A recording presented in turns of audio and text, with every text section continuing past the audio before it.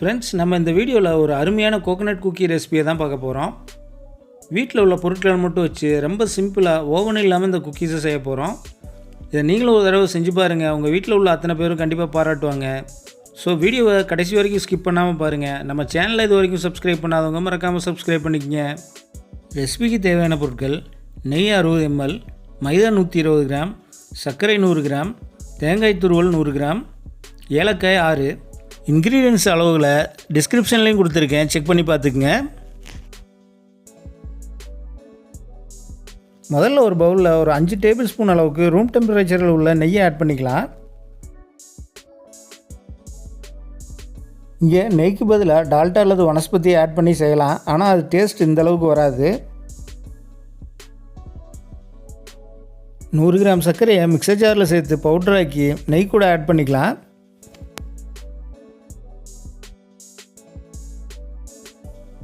நெய்யும் சர்க்கரையும் நல்லா கலந்து வர மாதிரி ஒரு பீட்டரை வச்சு ஒரு 10 நிமிஷத்துக்கு தொடர்ச்சியாக பீட் பண்ணி எடுத்துக்கலாம். தொடர்ச்சியாக 10 நிமிஷம் பீட் பண்ணி எடுத்ததில் பாருங்கள், இது மாதிரியான க்ரீமி கன்சிஸ்டன்சிக்கு வந்துடும். இந்த ஸ்டேஜில் நம்ம பவுலில் தலைகளாக திருப்பினாலும் க்ரீம் கொஞ்சம் கூட கீழே சிந்தாது. இது கூட 120 கிராம் மைதா மாவு சேர்த்து கலந்து விட்டுக்கலாம்.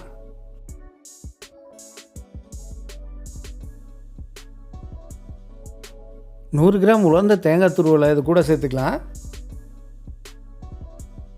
1/4 டேபிள் ஸ்பூன் பேக்கிங் சோடா சேர்த்துக்கலாம்.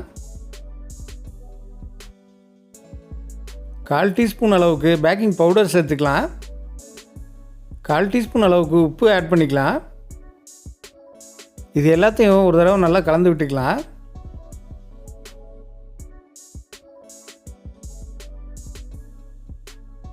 ஆறு ஏலக்காயை தட்டி சேர்த்துக்கிறேன்.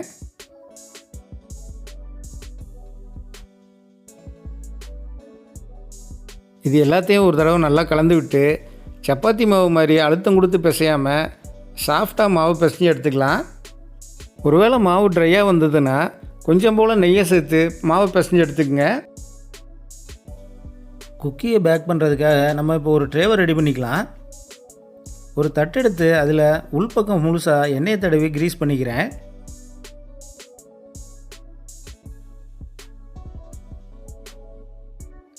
நான் இங்கே பட்டர் பேப்பருக்கு பதிலாக ஒரு நோட்புக் பேப்பரை தான் இது போல் ரவுண்ட் ஷேப்பில் கட் பண்ணி பட்டர் பேப்பரை யூஸ் பண்ண போகிறேன்.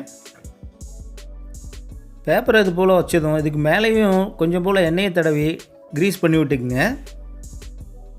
இது போல் நோட்புக் பேப்பரை யூஸ் பண்ணுறதுனால தப்பு இல்லை, ஆனால் நியூஸ் பேப்பர் மட்டும் யூஸ் பண்ணிடாதீங்க. ஏன்னா நியூஸ் பேப்பரில் உள்ள இங்க் ரொம்ப கெடுதலானது.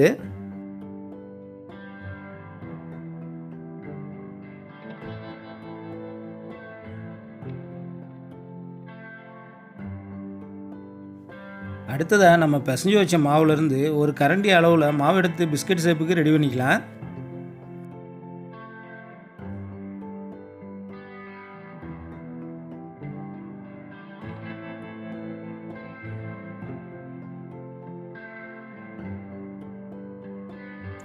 இதை தேங்காய் துருவலை வச்சு கோட் பண்ணி எடுத்துக்கலாம்.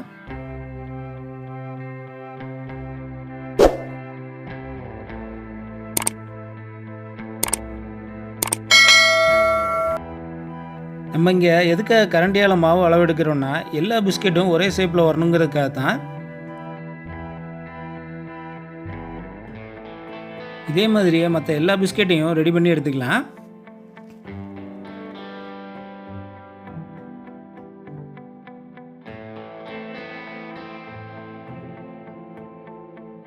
பாருங்கள், அத்தனை பிஸ்கெட்டையும் நம்ம கோட்டிங் பண்ணி எடுத்து பிளேட்டுக்கு செட் பண்ணியாச்சு. இப்போ நம்ம இதை பேக் பண்ணி எடுத்துக்கலாம் வாங்க. குக்கி பேக் பண்ணி எடுக்கிறதுக்காக நான் இங்கே ஒரு கடாயை அடுப்பில் வச்சு ஹை ஃப்ளேமில் ஒரு 10 நிமிஷம் ப்ரீஹீட் பண்ணி எடுத்துக்கிறேன். ஏற்கனவே ஹீட்டாக இருக்கிற கடாயில் நடுவில் ஒரு ஸ்டாண்ட் வச்சுக்கலாம்.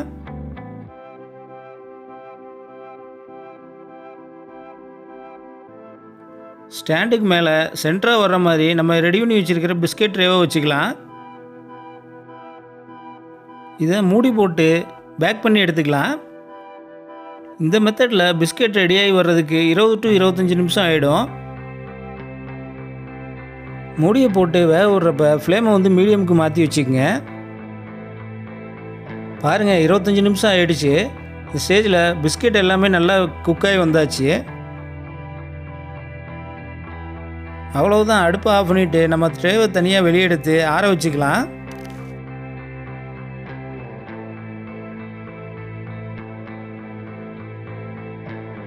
சேம் பேக்கரியிலேயே ரெடி பண்ணுற மாதிரி அருமையான டேஸ்ட்டில் இந்த குக்கி ரெடியாகி வந்திருக்கு.